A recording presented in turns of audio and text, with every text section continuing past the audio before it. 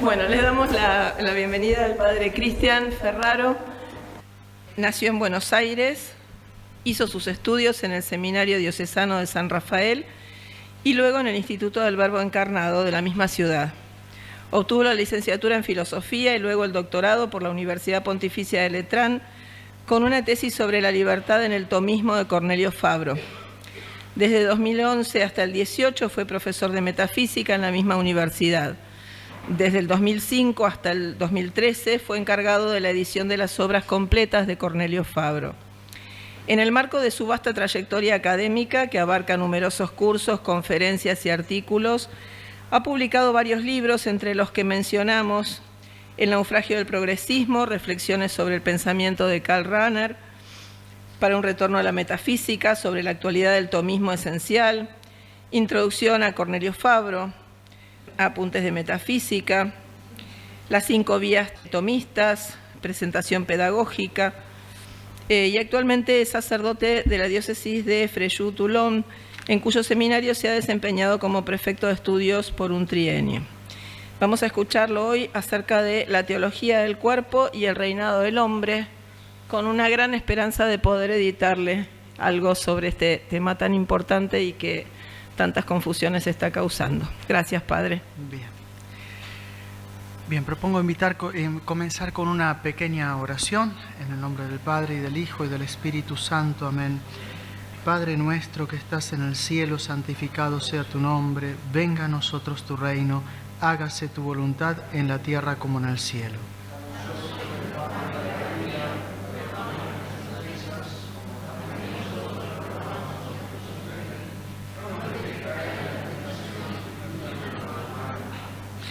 María, sede de la sabiduría, Santo Tomás, en nombre del Padre, del Hijo, del Espíritu Santo. Amén. Bueno, invoqué a Santo Tomás, no sé si tendría que haber invocado a San Lorenzo, porque después de dar una conferencia después de un asado y el tema sobre el que tengo que hablar, uno se arriesga a que lo quieran comer vivo a uno, porque es un tema muy... El tema de la conferencia como tal es muy complicada. Y es complicada no tanto por la dificultad inherente al tema en cuanto tal, que es relativamente simple, a decir verdad, como sobre todo por la cantidad de presupuestos que implica, la cantidad de equívocos a los que se presta, por la cantidad de aclaraciones previas que hay que hacer al oyente y sobre todo por la sutileza de los errores, son muy sutiles, que se deben denunciar. Y a veces se trata de sutilezas que los ponen prácticamente fuera del alcance inmediato de quien no esté avesado en cosas propias de las ciencias teológicas y filosóficas. Así que es un tema particularmente técnico que pertenece a un ámbito particularmente especializado. Pero para circunscribir de modo adecuado el abordaje del asunto, se nos permitirá, antes de entrar propiamente en materia, distinguir entre lo que Juan Pablo II llama teología del cuerpo y lo que quienes se autoperciben sus discípulos y se erigen y proclaman como tales y se dedican a divulgarla, enseñan o interpretan. Sería muy bajo de nuestra parte dedicarnos a mostrar textos y frases de quienes se dedican a esto, que muchas veces contienen errores groseros, y achacar esos errores a Juan Pablo II de manera directa, ridiculizando su figura, sus intenciones. Eso sería intelectualmente deshonesto y no lo vamos a hacer. No es de eso de lo que se trata. Por consiguiente, ya desde el inicio distinguimos ambas cosas y descartamos algo que formularemos del siguiente modo: la acentuación del acto íntimo como tal, por parte de muchos discípulos de Juan Pablo II no se encuentra de esa manera en Juan Pablo II y es sintomática de un problema en muchos casos de ellos. Y algunos, en sus formulaciones, carentes completamente de decoro, llegan a expresiones rayanas en lo tuchiano, y el que puede entender, que entienda. Otra aclaración se impone antes de entrar en materia. Ella se refiere a ciertos presupuestos estructurales dentro de los cuales tuvo lugar la elaboración de este ensayo teológico y que constituyen de facto el entramado de fondo del tiempo en el que vivimos. Estos presupuestos son de carácter profundamente espiritual y han impregnado la cultura de nuestra época. Lo han hecho hasta tal punto que resulta muy difícil desembarazarse de ellos y resulta muy difícil identificar su siniestro, su nefasto influjo. Es muy difícil liberarse de esto. Estos presupuestos son consecuencias residuales de la filosofía moderna y contemporánea que ha moldeado la cultura y crean la atmósfera dentro de la cual piensa la mayoría de nuestros contemporáneos. Son varios, pero mencionaremos fundamentalmente 3 presupuestos. Primero, el subjetivismo. Todo se concentra en torno al yo, a mis preferencias, a mis intereses. Y yo ya ni diría en torno al hombre, porque no se trata más del antropocentrismo. Es el yo. Por ejemplo, los que prefieren matar a un ser humano en el vientre de su madre, pero salen a hacer marchas para defender a las ballenas o a los árboles de Canadá y qué sé yo. Bueno, ya no es, el centro no es el hombre, pero el centro es una preferencia subjetiva, es un tipo de afirmación del yo, no importa cómo. Y entonces todo tiene validez en cuanto que se afirma desde la subjetividad. Este punto es importantísimo. Todo esto tiene conexiones directas con lo que vamos a ver después. No voy a ponerme después y no voy a poder detenerme a mostrar en cada caso la conexión, pero lo quiero mencionar de antemano para que se tenga presente. Segundo presupuesto, el evolucionismo. Ha calado hasta los huesos la historia de los miles de millones de años y el conjunto de microcambios que habría dado lugar en un largo periodo de tiempo a la transformación de una especie en otra. Es lo que todos hemos bebido, lo hemos escuchado, lo hemos aprendido desde la escuela, nos lo han dicho millones de veces, y ¿quién más? ¿Quién menos?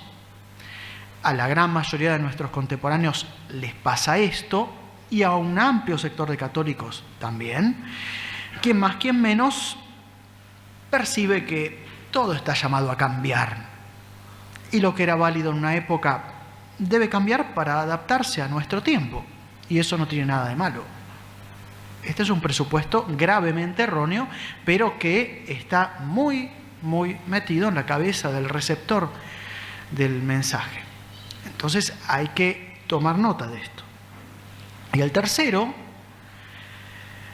compañero necesario del evolucionismo, aunque distinto de él, el triángulo del mal que mencionamos se cierra con el relativismo, que es el tercer presupuesto.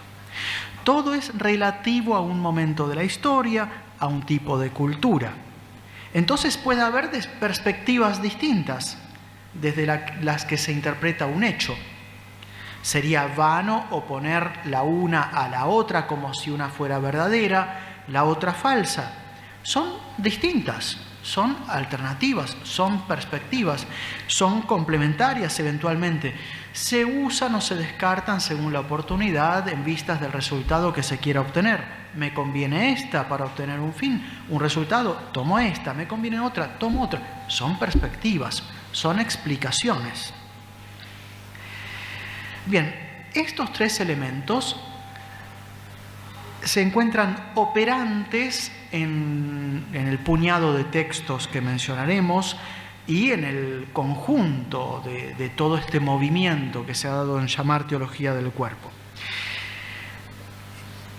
Luego de esta amplia introducción, dividiremos los puntos de nuestra conferencia en 3. Primero veremos algunos aspectos fundamentales de esta teología del cuerpo, su génesis histórica, más o menos la tesis de fondo, las tesis de fondo. Luego mencionaremos una serie de errores claros que se pueden señalar con apoyo en los textos, claramente. Y luego las objeciones o planteos que pueden surgir en personas bien intencionadas al respecto. Bien, vamos sin más a los elementos fundamentales.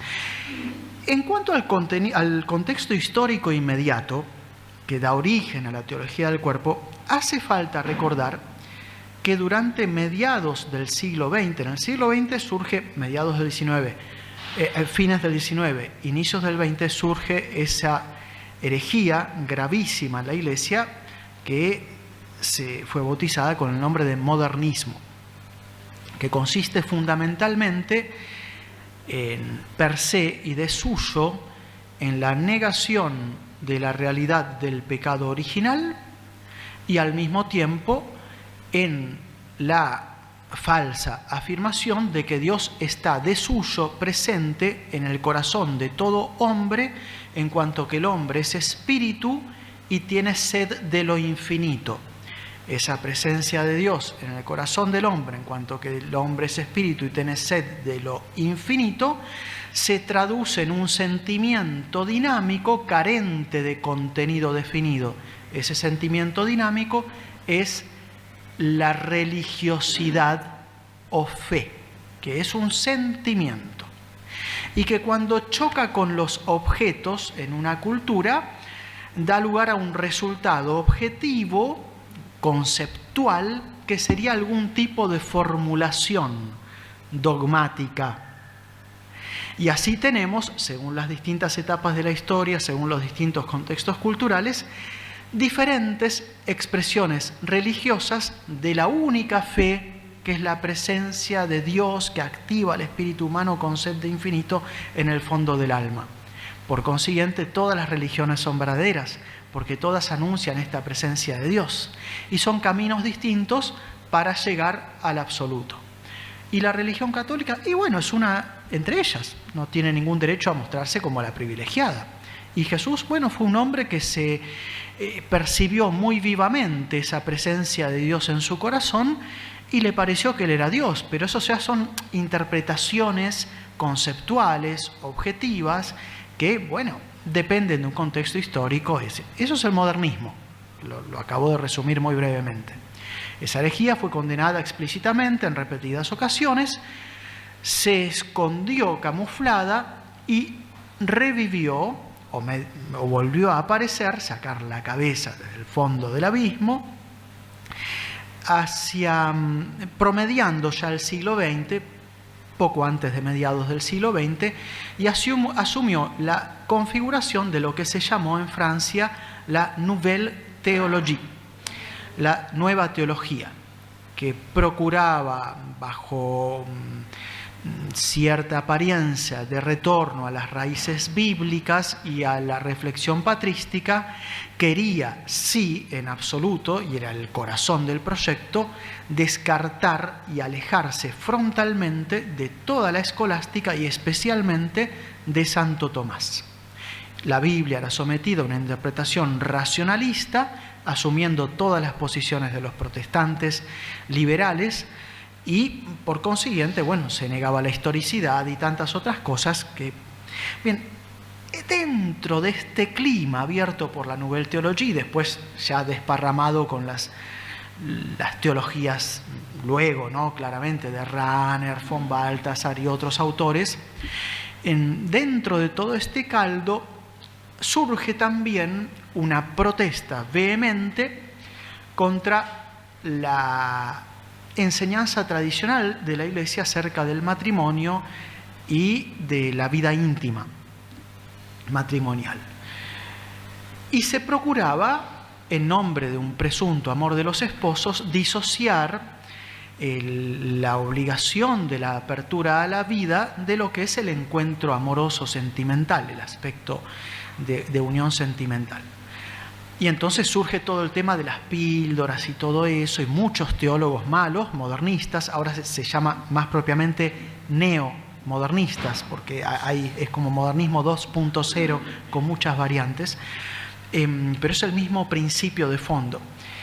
Entonces, bueno, reaccionaron los papas muy bien, Pío II en su momento, Pablo VI de manera óptima en la Humane Vitae, saliendo al cruce de todas estas cosas. Tuvo intervenciones muy buenas Pablo VI realmente, también defendiendo en una ocasión la Eucaristía contra varios errores. Ahora no entraré en esos temas. Y la reacción fue realmente muy buena y muy sólida. En la Humane Vitae se volvía a los principios del orden natural, de la ley natural, expuestos con claridad, con contundencia. Pero ya desde antes de la aparición de la Humane Vitae, un obispo, antes sacerdote, que había trabajado mucho con matrimonios jóvenes y había sido discípulo de Roman Ingarden, que era del grupo de los discípulos de Husserl y Max Scheler y toda la línea de la escuela fenomenológica. Este hombre, Karol Wojtyła, había empezado a reflexionar y estaba procurando dar una visión nueva de la riqueza de la realidad matrimonial. Consideraba él que la interpretación tradicional de la Iglesia no era ya comprensible para el hombre de hoy, está superada, el hombre de hoy no entiende, hay que cambiar al menos el modo de expresarla. El modo de expresar, bueno, puede ser opinable, el punto es si se cambia la doctrina o no, ya es otro cantar. Y entonces era necesario modificar al menos ciertas acentuaciones, concentrándose más en torno a la persona y a la riqueza propia de la persona. Y esta visión da lugar a su obra Amor y Responsabilidad del 60, y se reencuentra con los desarrollos de otra obra de él muy importante en su pensamiento, Persona y Acción, persona y actividad en realidad, mal traducido al italiano, pésimamente traducido como persona ed atto. No es acto, es acción, actividad. Y así propondrá Wojtyła una consideración antropológica desde, y esto lo subrayo, una perspectiva fenomenológico-personalista, es decir, desde una fenomenología personalista, que es su propia orientación. Según Wojtyła, entonces, la persona no es un objeto, sino un sujeto radicalmente distinto del mundo de los objetos. Ahora bien, la persona se expresa mediante la corporeidad. Por consiguiente, la corporeidad no debe ser interpretada fuera del dinamismo personal que ella encarna. Llegado al trono pontificio, y utilizando sus reflexiones previas, a la vez que alargándolas, Juan Pablo II comenzará a desarrollar una muy larga serie de catequesis en torno a estos temas, que se extenderá desde el 5 de septiembre del 79 hasta el 28 de noviembre del 84. Prácticamente 6 años. Es enorme. En ellas, 5 años, en ellas se presenta la unión entre el varón y la mujer como un reflejo de la unión de las personas divinas. Dios mismo, siendo donación, quiere comunicarse al hombre y llamarlo a la felicidad, pero el hombre no puede encontrar felicidad sino a la manera de Dios, es decir, como comunión de personas. Por ello, el matrimonio, que sería comunión de personas, constituye el sacramento primordial porque todo el proyecto divino está ordenado a la comunión de personas. En consecuencia, se debe decir que todo el proyecto divino tiene carácter nupcial. Y es en esta línea en la que deben entenderse los textos de San Pablo en los que se habla de la unión entre Cristo y la Iglesia. Desde esta perspectiva, Juan Pablo II reivindicará la dignidad de la sexualidad humana dentro de un mundo corrompido y desviado, sin duda alguna, que oculta al hombre la verdad acerca de sí mismo, desfigurando el significado de su corporeidad y despersonalizándolo.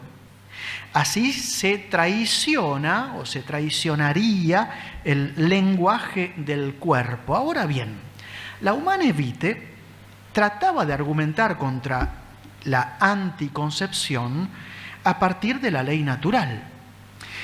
Pero Juan Pablo II considera que para el hombre de hoy esto es insuficiente o incomprensible, o en todo caso incompleto, por lo que propone una argumentación en clave personalista, como ya se dijo. Y esta valorización renovada del matrimonio, de la sexualidad dentro del matrimonio, se focaliza en torno a la unión íntima. El hombre es creado para donarse como don, y así el hombre expresa plenamente lo que él es mediante la donación esponsal, que es la donación típica, con Y, es el prototipo de donación, porque no olvidemos que en este contexto y con esta simbólica, Dios mismo es como nupcialidad.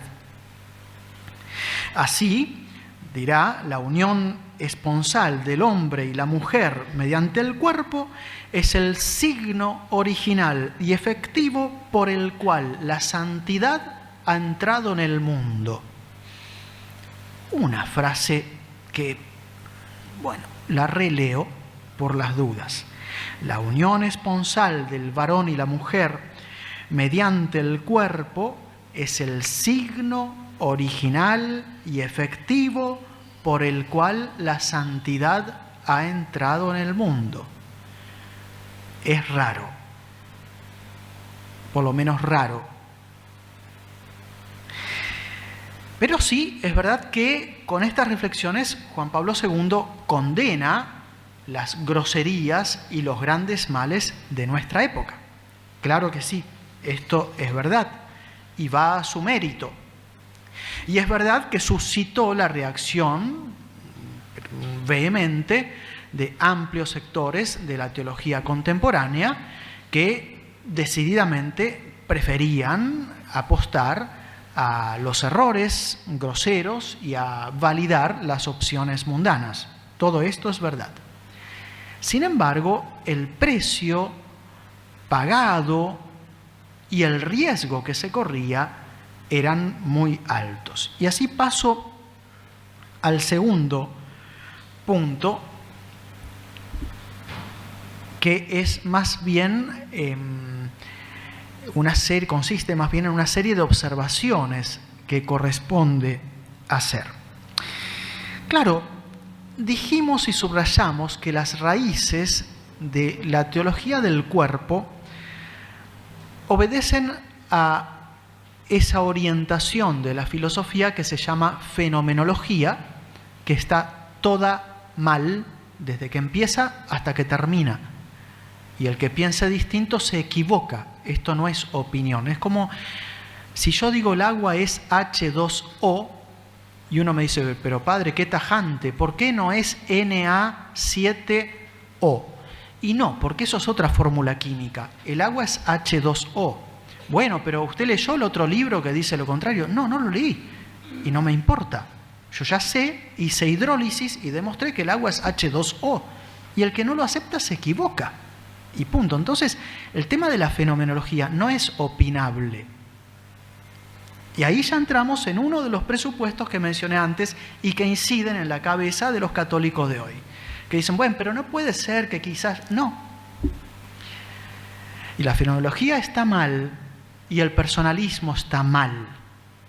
Y insisto, esto no es opinable. Pero tenemos que decir algo de qué es la fenomenología, qué es el personalismo. Algo ya hemos adelantado, pero mencionamos. Simple, fenomenología. Hay una película bastante famosa sobre Edith Stein, en donde una sobrinita de ella, o una prima, no recuerdo, le pregunta, tía o prima, chiquitita, 9, 10 años, había un piano en la casa, y le pregunta, tía, ¿qué es un piano? Y uno dice, bueno, eso es un piano. Y Edith Stein agarra y se sienta y dice, no, así no. Y se sienta y empieza a tocar. Y mientras toca algo muy lindo y suena, le dice, ¿ves? Esto es un piano. Bueno, todas las personas, estudiantes que yo conozco que estudiaron fenomenología, en éxtasis con esa escena y esa imagen que gráficamente presenta más o menos bien realmente el carnaval mental, carnaval carioca, que es la fenomenología, porque es un delirio. Confunde la potencia con el acto, y el acto primero con el acto segundo, y entonces incorpora el elemento subjetivo de dar sentido a la cosa y sustituye la finalidad por el sentido.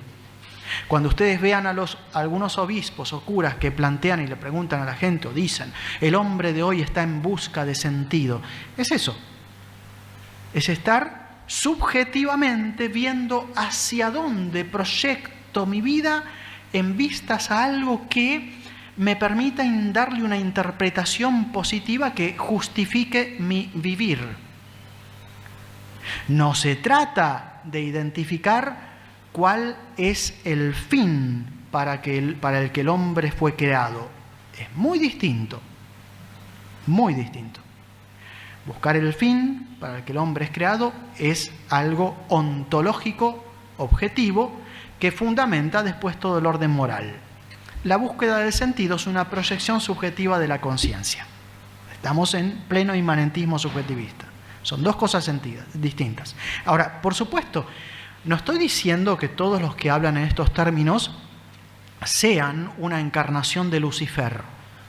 Hay muchas personas que con las mejores intenciones han caído víctimas de estos errores y hablan así y no lo hacen con mala intención. Pero son errores inherentes a estos planteos que después afectan al modo de vivir, al modo de conducirse, al modo de interpretar la fe. Lo segundo, el personalismo, ya algo hemos también adelantado, que consiste en esa oposición de sujeto y objeto y por consiguiente ya presupone todos los errores de Descartes y sobre todo de Kant. Esa dicotomía entre sujeto y objeto y dejar entonces la res extensa, el mundo de los objetos medibles, mensurables por un lado, y la res cogitans, el mundo del espíritu, de la subjetividad, por otro lado. Entonces, mientras que los objetos son manipulables, la persona es un centro no manipulable que tiene que ser respetado a todos los efectos. Esto está muy bueno, pero esto no es la persona. Y la persona es, ante todo, un centro de conciencia y libertad. Y un centro de conciencia y de libertad que o bien se expresa en, o bien se constituye, porque acá hay distintas líneas de personalismo, mediante la relación. Cuando ustedes lean, escuchen, vean, persona es ser mediante el otro, ser con el otro, uno no puede ser persona solo. Todas esas frases, eso es personalismo en estado químicamente puro y están mal. Peor aún cuando se trata de mezclar esto con la Santísima Trinidad, porque los personalistas confunden el vínculo afectivo casi siempre, no en todos los casos, pero casi siempre confunden el vínculo afectivo, que es compartir cosas, bienes que se tienen en común y por consiguiente nos unen, confunden eso con la relación. La relación, en su estructura ontológica, distingue no une, son temas distintos. Pero bueno, esto ya por eso decía, son cosas muy puntuales, muy técnicas que a veces es difícil entender y presentar a quien no ha estudiado todo el tema de manera breve. Pero por lo pronto tengamos eso, que la persona pertenece al mundo de los sujetos, no al mundo de los objetos, las sustancias, las cosas, y la persona es relación viviente, y entonces es don, es darse a los demás, es vivir en relación. Bien. Todo esto, de alguna manera, va a hacerse presente con mayor o menor intensidad en los textos que van a ir formando parte de esta serie de catequesis, lamentablemente. En ellas, en estas reflexiones de Juan Pablo II, hay cosas sin duda alguna muy buenas y muy profundas, pero las más de las veces expresadas en un lenguaje ya personalista y fenomenológico, por consiguiente muy confuso, que se presta cuando menos a la ambigüedad y a la malinterpretación, y que en lo que pretenden tener de aporte original, en lo que viene de estas raíces, no aporta. Y en lo que presenta como algo novedoso a través de un lenguaje distinto, en realidad repropone cosas que ya se sabían, que ya se dijeron, quizás no lo suficientemente, no con la acentuación con la que se debía decir ese tipo de cosas, pero no termina de ser una gran novedad. Es más o menos decir cosas que ya se sabían de manera distinta y más confusa. Así que menciono algunos de los problemas, haciendo referencia a algunos textos, si llego a ver. Ejemplo, menciono un texto. Es uno de los primeros, estamos en septiembre del 79, el 14, justo el día de ayer. Y dice así: nos encontramos casi en el meollo mismo de la realidad antropológica cuyo nombre es cuerpo humano. Sin embargo, como es fácil observar, hay un contexto, ¿no?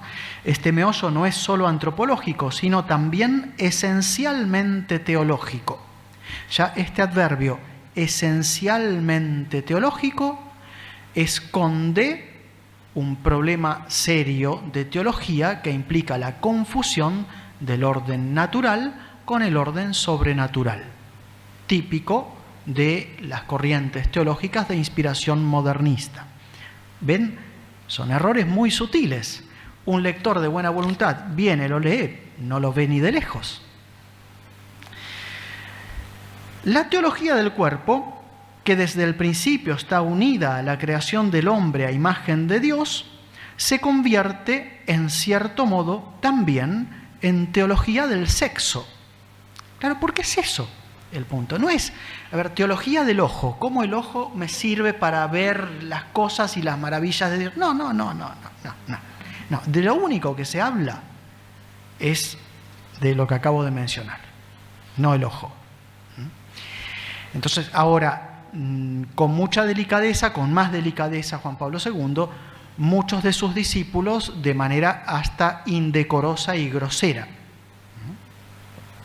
En una discípula francesa, permítanme, somos personas adultas, en uno de sus libros, es tremendo, lo traduzco, no desperdiciéis el placer, para una liturgia del orgasmo. Entonces se dan cuenta que ya la confusión de lo natural y lo sobrenatural Ahora, Juan Pablo II no va a decir semejante barbaridad, pero muchos de sus discípulos, esta persona es de Francia, súper famosa, y da cursos en las parroquias y la invitan los obispos y habla y bla, bla, bla, bla. Bueno, no. Entonces hay muchos casos así.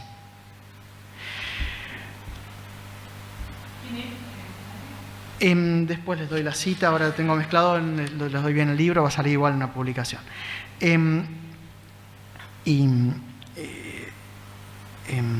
Ne gâtez pas le plaisir pour une liturgie de l'orgasme, así se llama el libro.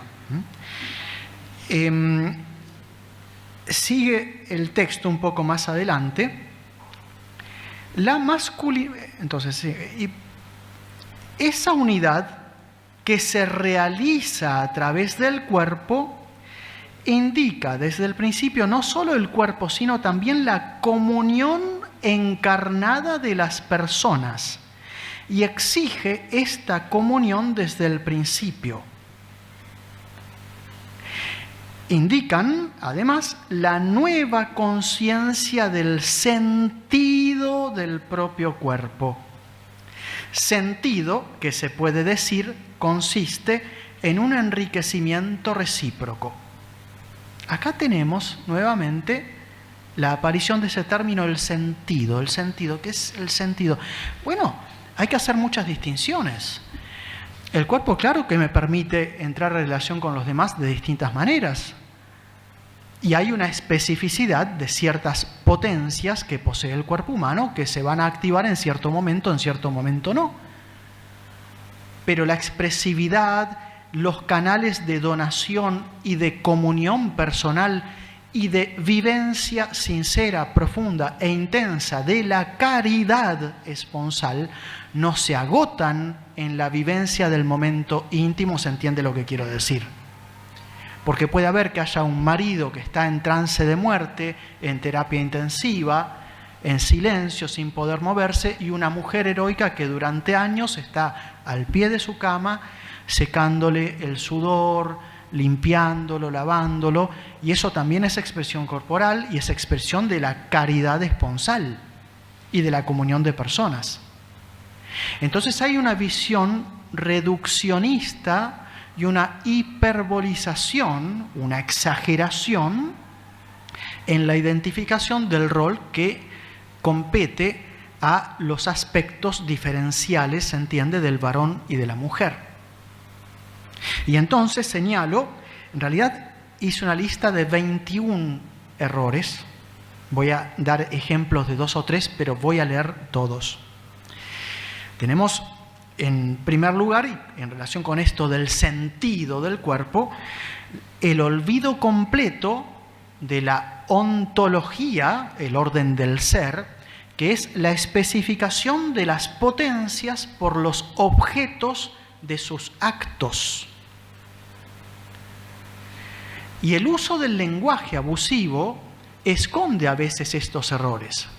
En la expresión, perdónenme, lo digo así, somos personas grandes, no va a haber problema, hacer el amor, que es una expresión francesa, que viene de la Ilustración francesa, antiguamente no se decía así, ya el término, bueno, implica ciertas cosas, pero no necesariamente identifica de lo que se trata necesariamente de suyo y por sí ese acto.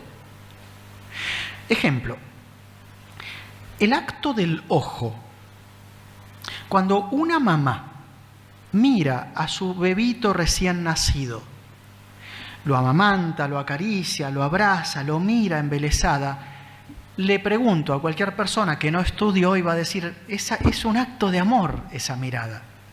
Claro, es un acto de amor en cuanto a la intención de la persona que mira. Eso es lo que la persona que mira está haciendo.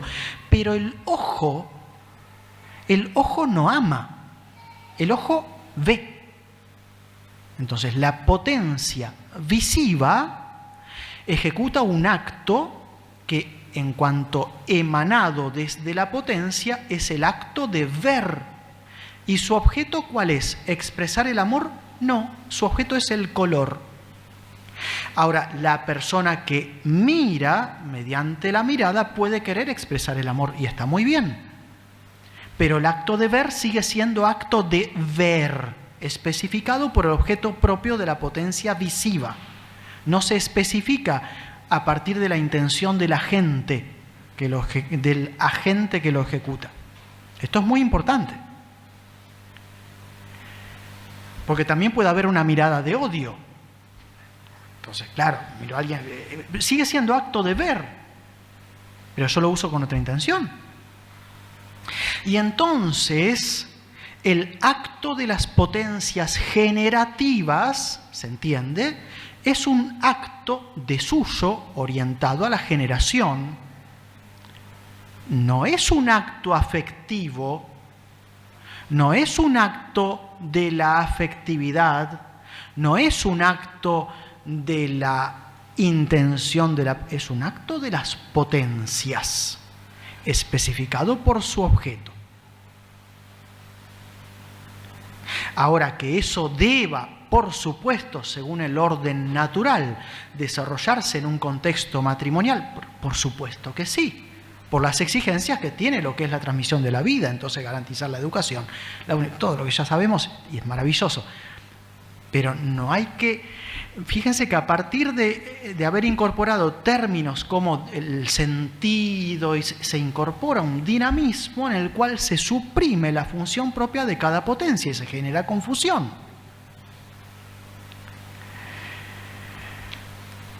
Entonces se procura redimensionar el significado de la sexualidad humana reduciéndolo al aspecto dinámico de la corporeidad en cuanto a expresión de la intención de la persona. Pero se desconoce la ontología que funda el orden natural y la ley natural.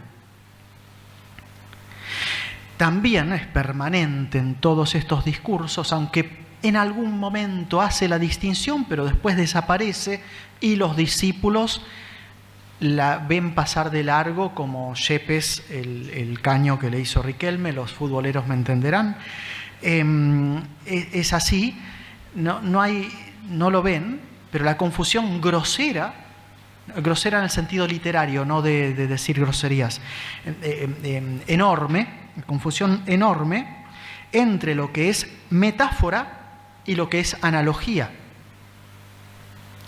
Porque todas las cosas, todas, sin una sola excepción, que incluyen en su propia definición la materia o la potencia, se predican de Dios y de lo espiritual solo de manera metafórica.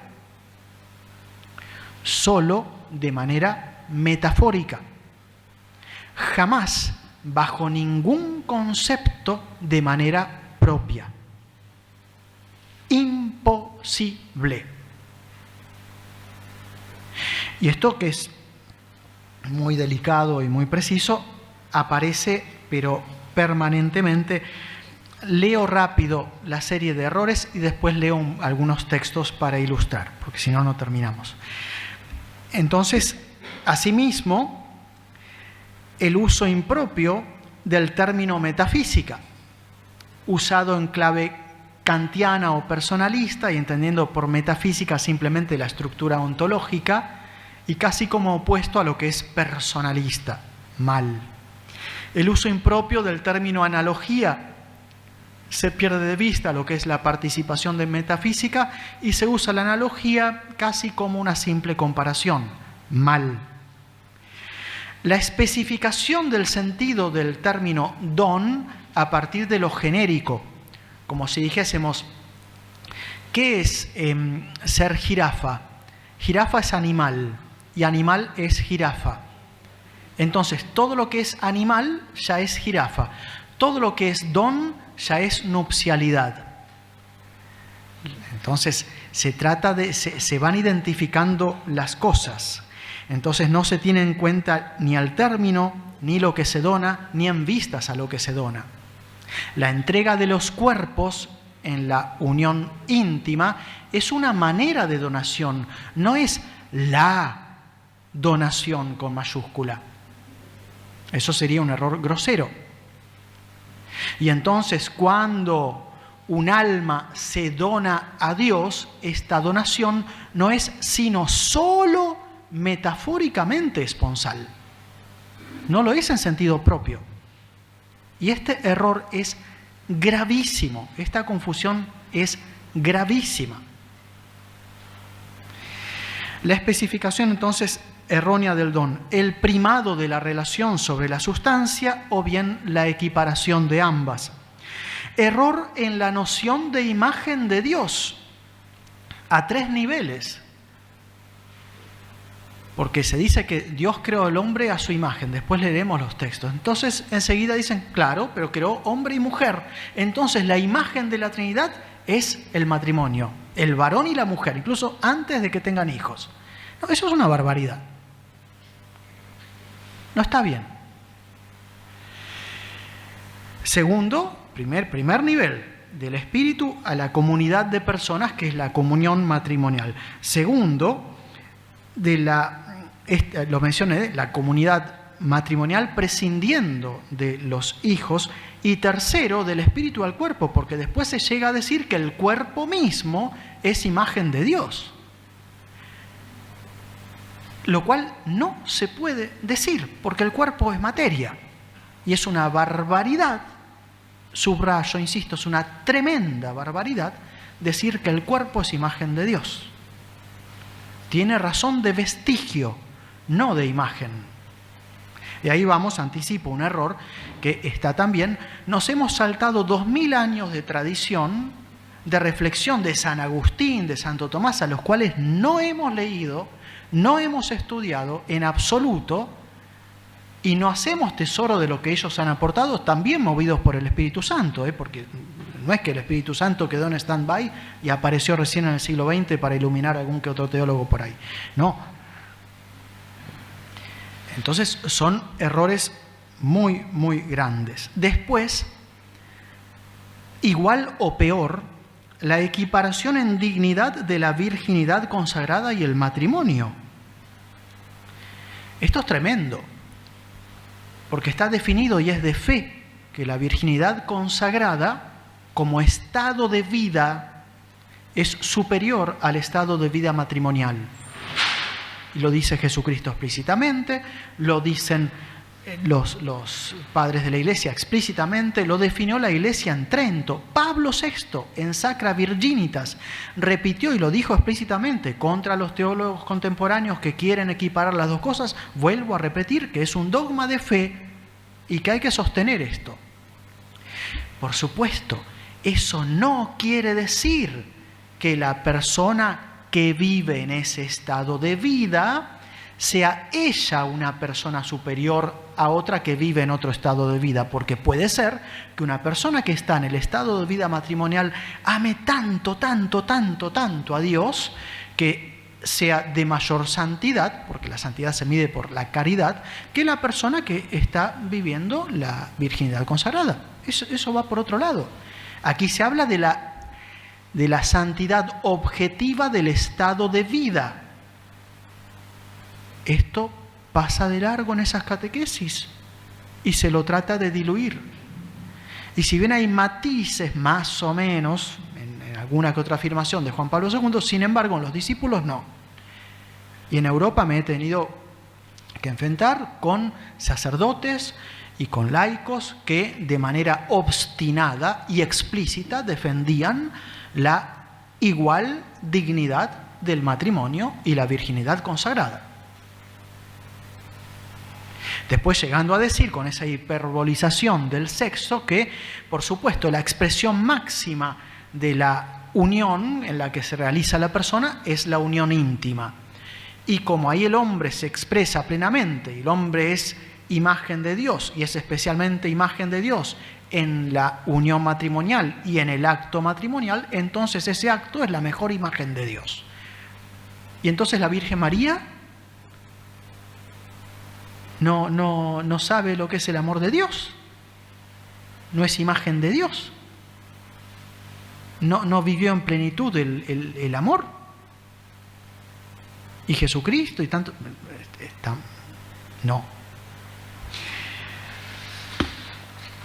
Además, esto lo menciono, es más accidental, pero tengo que mencionarlo igual, no está al mismo nivel de error que los anteriores, pero podemos indicar la asunción en varias de las catequesis de un error de exégesis bíblica, que es la teoría documentaria de Wellhausen. Ustedes saben que los modernistas y los neomodernistas, la gran mayoría del clero en general de nuestra época, no cree que Moisés escribió el Pentateuco.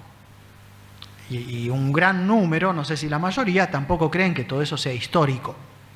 Son composiciones que hicieron los escribas, los intelectuales judíos, más o menos en el tiempo del exilio babilónico, y hubo varias escuelas que dejaron varios escritos y después se armó un entramado y ahí habría varias corrientes. Y entonces cuando ustedes lean en el Génesis que alguna partecita dice, y dijo Yahvé, ¿no? Bueno, esa es la corriente yavista. Y cuando en otro capítulo lean, y entonces Elohim, Dios, dijo, esa es la corriente eloísta. Y bueno, entonces son varias, bueno, en estas catequesis esto aparece con frecuencia. Se dice también que se trata de un relato mitológico, lo del Génesis. En una nota a pie tiene el cuidado de indicar Juan Pablo II que lo llama mito, no en el sentido antiguo, como si no fuese histórico en absoluto, sino en el sentido que se le empezó a dar en el siglo XX con las reflexiones de los fenomenólogos al término mito, en el sentido de que es un racconto, un cuento, una manera de contar algo que encierra una verdad profunda para el espíritu humano que no se puede expresar más que mediante imágenes. O sea, no sucedió esa historia. Sí, los valores que pretende anunciar serían valores permanentes. Se trataría de una parábola. Adán, Eva, todo eso. Eso también está. Y hay una deformación, pero patente, del significado de los textos, del significado obvio e inmediato de los textos, que viene de esta desviación que mencionáramos antes, fenomenológica. Se ve claramente cuando está el texto bíblico en San Mateo 19, ¿no? Cuando una mujer entra y le dice a Jesús, feliz el seno que te concibió, los pechos que te amamantaron, y ahí comenta en una de las catequesis, este texto habla de la belleza del cuerpo femenino y de la identidad de la mujer. Eso es proyección de sentido a partir de lo que el sujeto que está interpretando le parece. El texto es una expresión típicamente hebrea que traducido en argentino, lo digo ahora como si lo hubiese dicho una mujer argentina, tu mamá tendría, seguro que está orgullosa de vos. Eso quiere decir. Feliz la que te concibió, los senos que te amamantaron. Es eso, dicho de manera hebrea con imágenes. No está hablando de la especificidad del cuerpo de la mujer con el sentido que se le quiere incorporar al texto. Entonces, toda esta visión fenomenológico personalista deforma el sentido inmediato y claro de muchos textos. Además, se deforma la escatología, porque no se entiende que la división y distinción sexual es in primis y per se de suyo para esta vida, aunque deje secuelas en la configuración del alma y la psique de una mujer y de un varón. Pero es ante todo para transmitir la vida en esta vida, pero en el cielo serán como ángeles, ya lo dijo Jesús. Y no va a haber más todo ese tipo de actos y de intimidad. No. Proyectar eso es una fantasía cuasi musulmana. Pero ahí tenemos de vuelta esa tendencia a carnalizar lo espiritual y espiritualizar lo carnal, que no es equilibrada, es desordenada.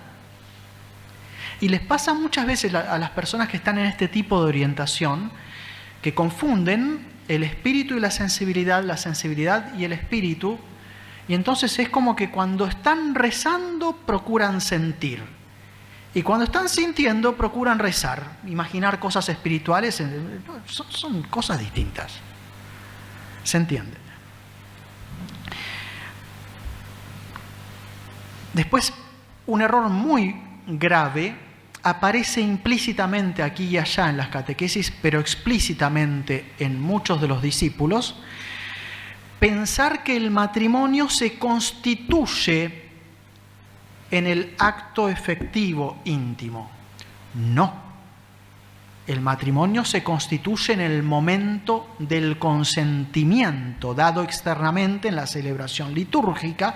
Es en ese momento en el cual queda establecido el vínculo, res et sacramentum, y a partir del cual se transmite la gracia de estado. Después todo lo que se hace es el uso de esa gracia matrimonial y será santificante, pero no es la administración del sacramento del matrimonio. Un cura polaco llega a decir en uno de sus libros que el acto íntimo es el acto mediante el cual se están administrando el sacramento del matrimonio como ministros los cónyuges entre sí, signo eficaz de la gracia. Es una barbaridad.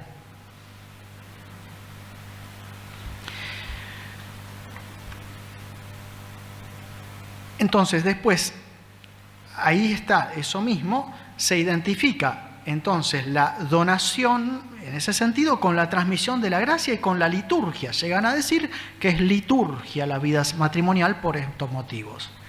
Y bueno, ya estamos en cualquier lado. Después, hay problemas de epistemología. Hay saltos de plano indebidos que llevan a confundir los órdenes y de vuelta se incurre en las ambigüedades que impone la metáfora. Todo el tiempo se habla del lenguaje del cuerpo. El lenguaje del cuerpo. El cuerpo no tiene lenguaje. Es decir, así como tenemos el órgano visivo, la vista, tenemos el aparato fonético, fónico, para emitir sonido articulado. Eso si quieren. Pero después lo otro... Bueno, Ahora, ¿cuál es el problema cuando se usan estas cosas en teología? Que la teología no es mera reflexión subjetiva según lo que se me ocurre acerca de ciertos datos. No. La teología es ciencia de la fe. Entonces tengo que usar un lenguaje técnico, preciso, inequívoco, optimizado. No puedo recurrir a la ambigüedad y a la metáfora como técnica del quehacer teológico. Asimismo, se identifica, número 14, el orden natural con lo meramente biológico, y entonces se apunta a la visión personalista como la única posible. Esto aparece muchas veces, es justamente sintomático del problema del personalismo filosófico. Después se reduce, número 15, al acto íntimo, la donación conyugal, mientras que, como ya dijimos con ejemplos antes, la donación conyugal va mucho más allá. 16. Olvido completo de la distinción de los bienes con la consiguiente sacralización del amor carnal. Porque hay un bien que es el bonum honestum, hay un bien que es el bonum utile, y hay un bien que es el bonum delectabile, que es consecuencia del bonum honestum, pero no es un bonum honestum. Entonces el deleite que produce el acto íntimo no es lo que debe ser buscado per se y ante todo. Y es muy difícil en el estado de naturaleza caída que no ocurra, al menos en algún momento, que la tendencia pasional haga que se pierda un poco de vista lo otro. Porque es la condición defectuosa del hombre caído. Por supuesto, está la gracia, el esfuerzo por la santificación y la caridad sincera vivida en lo cotidiano que ayudan a ir apuntando para arriba. Pero bueno, son los riesgos que hay. Aquí, en cambio, hay una confusión total entre todas las cosas y por eso hay un olvido completo del pecado venial. Y en muchos de los discípulos exhortan, si no de manera explícita, sí al menos con la acentuación muy marcada, a buscar el placer sin reservas y sin preocuparse. Claro, como ella es mi mujer como él es mi esposo, tengo derecho y disfrutamos y ahí ya hay cierta manera de pecado venial. De esto ni una sola vez se habla en estas catequesis, ni siquiera una. No sale la palabra pecado venial, no sale. Y pecado sale solamente para pecado original. Ni siquiera, mucho menos el pecado mortal. Olvidémonos. Distinción entre el finis operis, finis operantis, totalmente olvidada. Ninguna distinción entre el orden natural y el orden sobrenatural. Y entonces entre el matrimonio natural y el matrimonio cristiano. Y entonces entre el amor natural y la caridad cristiana. No hay ninguna reflexión sobre eso, ninguna distinción precisa. Nada, nada, nada, nada, con acento en la N. La identificación del matrimonio como sacramento primordial es una desviación del término de sacramento hacia lo meramente simbólico. Juan Pablo II aclara en un momento que él sí va a usar el término sacramento, pero que lo va a hacer en un sentido muy amplio, como lo usaban algunos padres de la Iglesia, no en el sentido del magisterio, de la tradición, el sentido de Santo Tomás, entonces que se aleja de ese sentido. Bueno, pero después empiezan a aparecer muchas ambigüedades y los discípulos después no distinguen en absoluto una cosa de la otra. Y entonces nos cargamos después toda la tradición hasta tal punto que en un momento habla de la teoría ilemórfica de Tomás de Aquino. Es una teoría. Antes se pensaba el matrimonio en términos de la teoría ilemórfica de Tomás de Aquino. No son teorías. Esto de vuelta ya es el relativismo.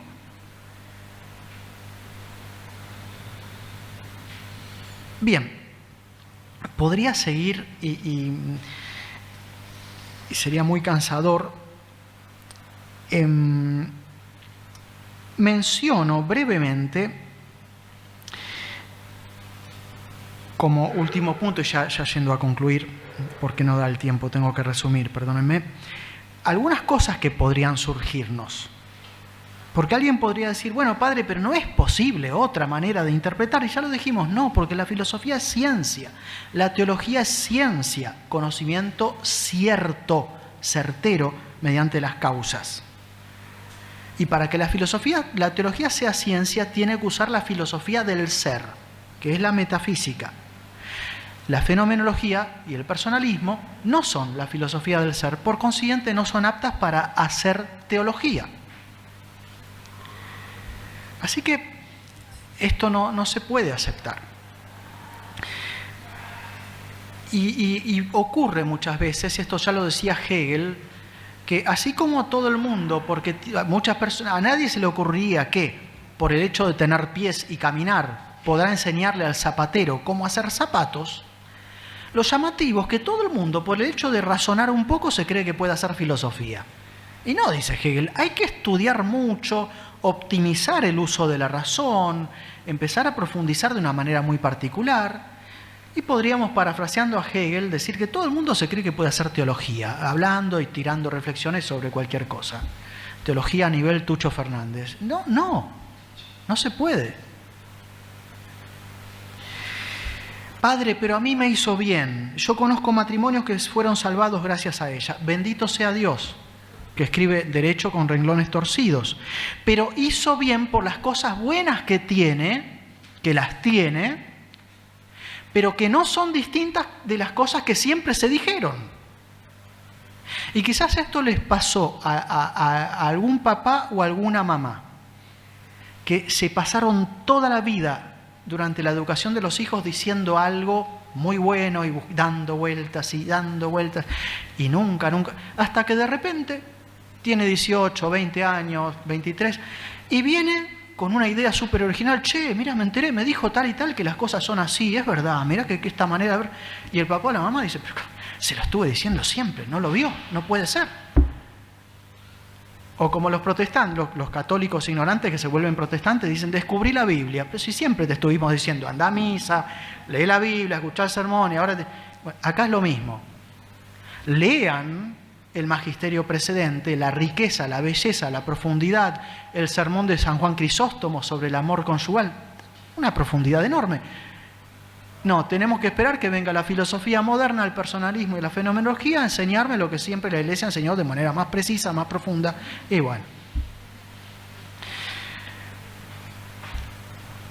Y se trata de errores muchas veces que son muy sutiles y de largo plazo, entonces no veo las consecuencias inmediatas ahora. Pero después van a estar, y entonces,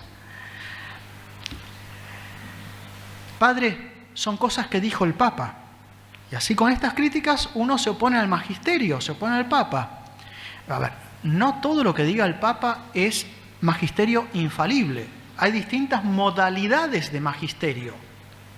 Está el magisterio infalible, está el magisterio de avión, hay distintos tipos de magisterio.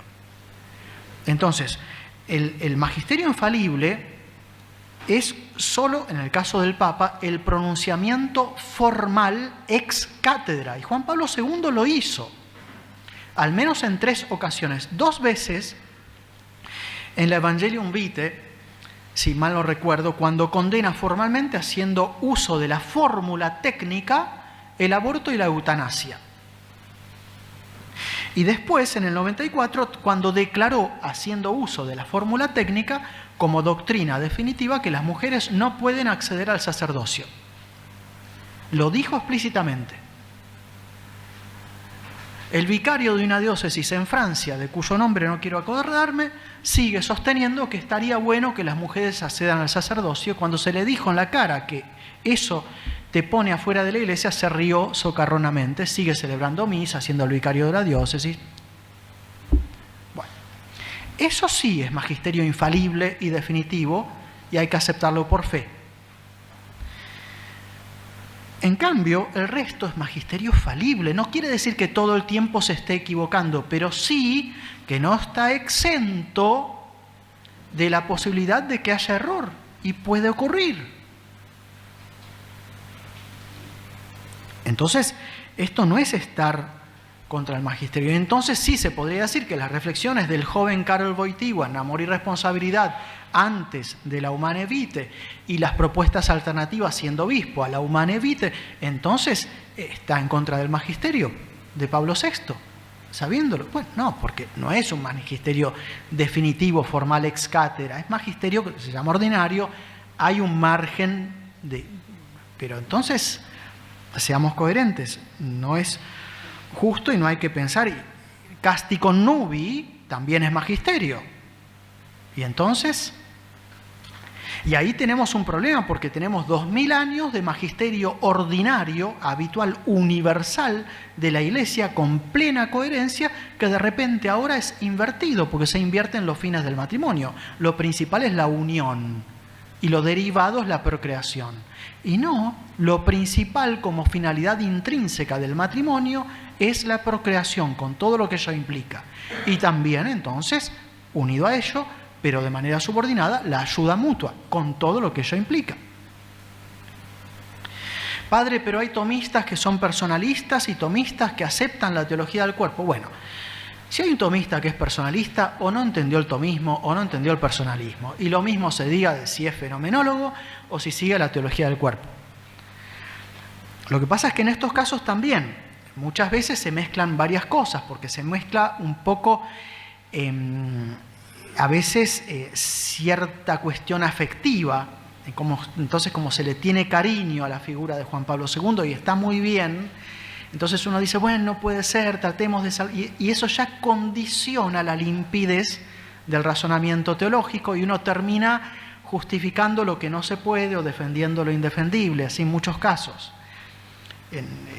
Es una de las posibilidades. Otras posibilidades que a veces hay una formación que es fragmentaria, superficial, ecléctica, y entonces la persona no llega a darse cuenta de que lo que afirma en el párrafo 1 es contradicho por lo que sostiene en el párrafo 2. Y a veces se trata de un problema psicológico, de perfil psicoespiritual. Hay personas de carácter más bien complaciente, que tratan de buscar acuerdos y que evitan decir sí, sí, no, no. Y entonces, bueno, las consecuencias. Balance y conclusión, y pido disculpas porque la verdad es que tendría que haber leído algún texto más, pero no da el tiempo. Igual ya se publicará algo. Distingamos a Juan Pablo II de sus discípulos. Esta distinción hay que hacerla. Sería deshonesto no hacerla. Los que promueven esta teología realmente incurren de manera enorme en todos estos errores. Ahora, en la serie de catequesis que mencioné, es verdad que están aquí y allá de manera más atenuada, implícita, y ciertamente no se expresa de manera indecorosa Juan Pablo II. Así que distingamos las cosas. Ahora, en lo que dice de bueno, realmente no aporta ninguna gran novedad. Quizás sí alguna legítima acentuación.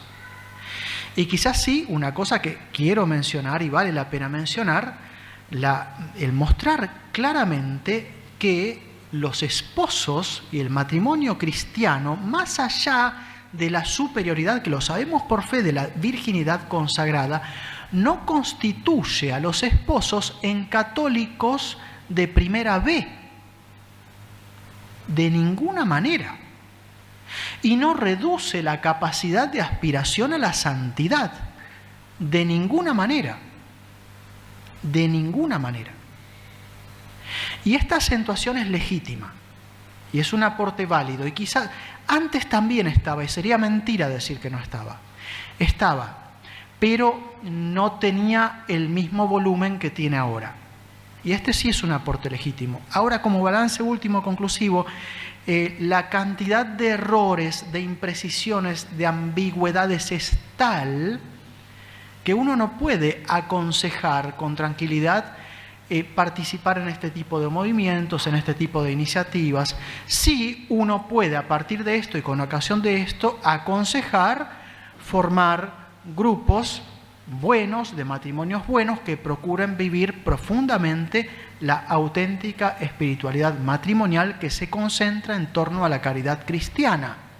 Y entonces es caridad matrimonial, por supuesto, no torturar al marido con la negación del débito, esperar que pase tiempo, decir, bueno, y jugar con eso, o no torturar a la mujer imponiendo con mal carácter cosas y de manera violenta y no teniendo delicadeza, porque los varones somos medio animales, entonces delicadeza en el orden de las cosas, en no ensuciar, en dejar cositas chiquitas de lo cotidiano, lo que se muestra, eso que hizo Jesús, que murió renunciando al propio bien por su esposa, que es la Iglesia.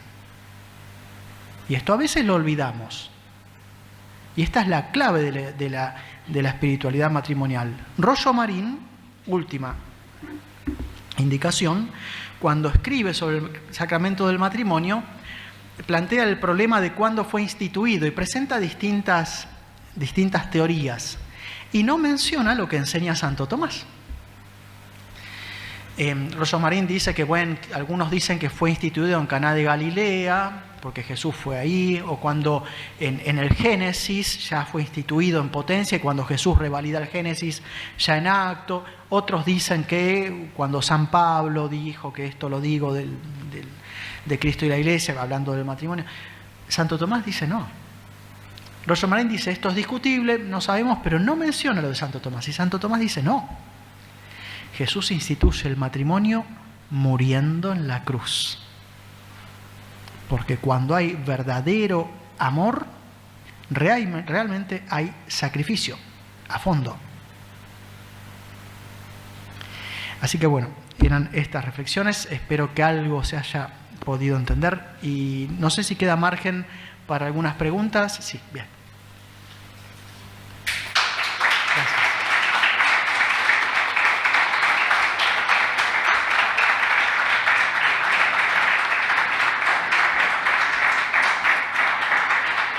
A ver, la teología del cuerpo se propone como una herramienta para combatir la ideología de género, pero como todo subjecionismo, ante el personalismo antepone el bien privado sobre el bien común, resultando así incapaz de combatir la idea del género, porque la autopercepción de género es a fin de cuentas autodeterminación personalista. ¿Qué sentido tiene considerar aliados en la batalla por vida a quienes tienen los fundamentos tan errados? Bueno, distingamos las intenciones buenas de muchas buenas personas que están en estas cosas de el medio utilizado. La teología del cuerpo, a pesar de sus buenas intenciones, en realidad constituye una revalidación de los principios que llevaron a la ideología de género, que son los principios de la filosofía moderna. Entonces no terminamos de salir de ahí. Por eso no puede ser un buen instrumento y no termina de ser una buena solución al problema. Padre, ¿se puede hablar de verdadero matrimonio cuando por problemas físicos o psicológicos hay algún impedimento para la consumación, para la intimidad? Por supuesto que sí. La Virgen María y San José tuvieron un verdadero matrimonio, porque el matrimonio no se constituye mediante el ejercicio de la intimidad, se constituye mediante el consentimiento formalmente dado y expresado. Entonces, claro que puede haber. Y entonces puede ocurrir que en algún momento dado de la vida Dios pida ese sacrificio, algún matrimonio, y bueno, habrá que quererse y expresar la unión de otra manera. No hay problema, sigue siendo un matrimonio válido y bueno, por supuesto. Teniendo en cuenta que Karol Wojtyła dice en Personificación que el ser no precede al hacer, sino que el hacer configura y antecede por tanto al ser, pues el hombre se autoconstituye con sus actos y que esto atenta contra los fundamentos más básicos de la ontología y hasta la física clásicas de forma tan burda. ¿Cómo se explica el éxito en la mente de tantos católicos de esta doctrina? Si, quizás por la figura magisterial del Papa Juan Pablo II, sí, quizás por eso, en muchísimos casos por la cortedad intelectual, en muchísimos casos por el afán de novedades, en otros muchos casos por la pereza en ir a estudiar las cosas profundas que dijeron con mucha precisión Santo Tomás y San Agustín.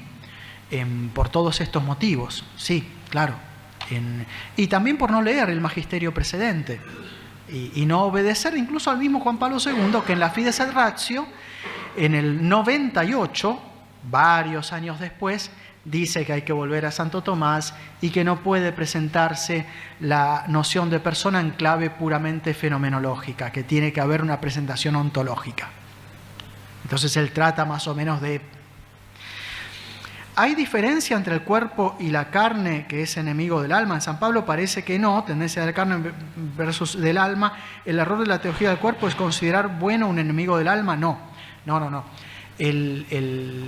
Cuando San Pablo habla de la carne se refiere a la debilidad por la cual, como consecuencia del pecado original, predomina y ejerce su influencia sobre la voluntad humana la tendencia pasional que lleva a buscar los placeres de la carne. A eso se llama. Ahora, el cuerpo en cuanto tal es una cosa buena. Y el uso de la inclinación pasional, que tiene que haberlo.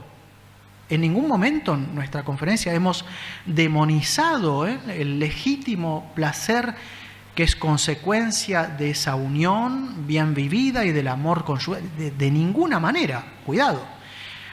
Pero ciertamente de modo virtuoso dentro del contexto matrimonial. Entonces el cuerpo no es una cosa mala, la inclinación pasional no es una cosa mala, es mala cuando domina a la voluntad y hace que se pliegue ante ella. Después creo que hay una más. ¿Podría clarificar su referencia a los pecados veniales en la aplicación a la teología del cuerpo? Sí. Santo Tomás lo dice explícitamente con una claridad magnífica.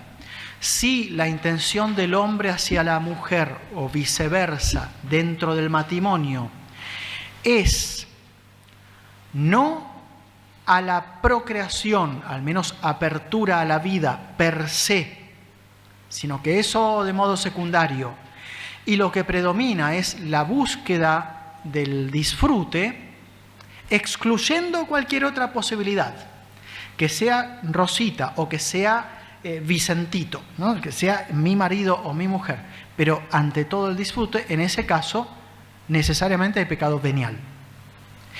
Y si es sin esa condición, se busca de tal manera el solo placer por el placer, que ni siquiera se se considera que sea mi esposa o mi esposo, puede ser cualquier otro, como disposición, sin que necesariamente se esté pensando en otra persona, ya sería pecado formal de adulterio, pero aquí en cuanto a búsqueda del placer, en cuanto a placer, independientemente que se trate de mi esposa o de mi esposo, ahí hay ya pecado mortal. Eso es explícito en Santo Tomás, sumamente explícito y muy claro. ¿Qué quedará del ser sexuado, varón o mujer, en la resurrección de los cuerpos? Es decir, uno se puede decir que Cristo resucitado es varón o que uno de nosotros en la resurrección será un varón o mujer resucitado. Claramente queda el cuerpo en su característica individual, particular, tal como es. Lo que va a ocurrir es que no va a haber uso de las potencias vegetativas, porque no va a hacer falta consumir energía para seguir viviendo, ya que el cuerpo va a vivir totalmente de la vida del alma y no va a haber que transmitir la vida, porque la vida humana ya está terminado el número de los elegidos, los salvados. Entonces lo único que va a haber es la expresión del amor, que es caridad, unión con Dios en el acto íntimo de la visión beatífica, que me va a unir íntimamente con todos los demás beatos, y no va a haber ninguna, pero ninguna necesidad de expresarlo de otra manera. Ninguna. Entonces queda como una huella de lo que fui y hace a mi identidad, porque también el cielo de Santa Gemma Galgani no es el mismo que el cielo de Don Bosco o el cielo de un mártir romano del siglo II. No. ¿Por qué? Porque la configuración de su psique y sus vivencias son otras. Ve a Dios, lo ve cara a cara, ve toda la Trinidad, es inmensamente y desbordantemente feliz, pero hay una serie de repercusiones accidentales, no poco importantes, pero sí secundarias con respecto a lo que acabo de decir, de la felicidad, que hacen al perfil subjetivo de la persona. Entonces eso también va a estar, y por eso también los cuerpos van a participar por redundancia de la gloria del alma. ¿Qué opinas sobre la enorme cantidad de anulaciones matrimoniales en la actualidad? Bueno, esto es una pregunta acerca de lo que opino yo. Esto es opinión. Y lo menciono así, requeriría una justificación muy larga que no voy a hacer ahora, pero clarísimamente considero que un número muy elevado de los matrimonios es inválido a causa de la inmadurez psicológica, del desconocimiento y del rechazo formal en lo profundo de la conciencia de lo que se les explica acerca de lo que es el matrimonio. Lo que quieren es hacer el trámite, la fiesta, casarse, y después están las consecuencias. Hay muchísimos casos que son así, muchísimas incluso a veces nulidades declaradas que vienen de un proceso mal hecho, porque mucho depende de cómo se cargan las tintas en la estructuración del caso. Entonces es un tema muy complejo. Particularmente considero que en realidad, tratándose de un sacramento, y de un sacramento muy importante, es verdad que está el orden natural, pero en realidad tendría que ser parte de mi manera de vivir la unión con Jesucristo. Entonces, tiene que haber un noviazgo católico profundo dentro de una práctica de vida católica profunda, y entonces sí vivir mi elección de la otra persona en Cristo. Ahora, si yo vivo una vida que, qué sé yo, no soy practicante, ni conozco la doctrina de la Iglesia, ni me interesa, tengo una opinión distinta acerca del aborto, qué sé yo, no me informé, y de repente digo, me quiero casar, no, sí, pero es por Iglesia, porque hay que hacerlo, sí, es lo que corresponde, voy y lo hago, y qué sé yo. Estamos desnaturalizando la identidad misma de los sacramentos. Es un tema muy complejo. Y después, los cursos de preparación matrimonial que se dan en las parroquias, en general son un desastre. En algunos casos he sabido, llevan a médicos o enfermeros que presentan los tipos de anticonceptivos, porque hay que dar una visión equilibrada, objetiva, que conozcan todo lo que hay, todas las posiciones. Después a veces llevan un matrimonio más bien de ancianos, que den consejos, bueno, quiéranse, hay que respetarse. Bueno, ya saber. No, lo que hay que hacer es enseñar el catecismo matrimonial, las obligaciones y los derechos de cada uno de los esposos, con respecto a sí, con respecto a los hijos, las ventajas y bondades del matrimonio, el significado espiritual profundísimo del matrimonio y la manera de alcanzar la santidad viviendo en el matrimonio. Hay que hablar nada más que de eso. Pero hablan de cualquier cosa. Entonces no se puede así. Entonces también en la iglesia siempre tenemos esa quinta columna, que es la autodemolición. Siempre hay un grupo de personas que está trabajando desde adentro para hacer las cosas mal y bueno. Creo que es la última, porque ya, si no, la misa se nos complica. Tantas nulidades tan abiertas en sucursal canónica no equivalen a un divorcio canónico. No. Esto, la verdad es que no. No. Porque la declaración de nulidad significa, habiendo mediado un estudio, que pasamos al caso típico, todo bien hecho. Entonces, hay un estudio bien hecho por personas realmente competentes, serias y responsables, que llegan a la conclusión que uno de los contrayentes o los dos, en el momento de expresar el consentimiento, no reunían las condiciones o psicológicas o físicas o morales indispensables para que ese consentimiento fuese válido. Por consiguiente, a pesar de la apariencia externa de la celebración sacramental, lo que hubo fue solo el signo externo. No resultó el vínculo, nunca existió, el vínculo es estable, queda, ¿no?, hasta la muerte. Y no hubo entonces tampoco una transmisión de la gracia de Estado.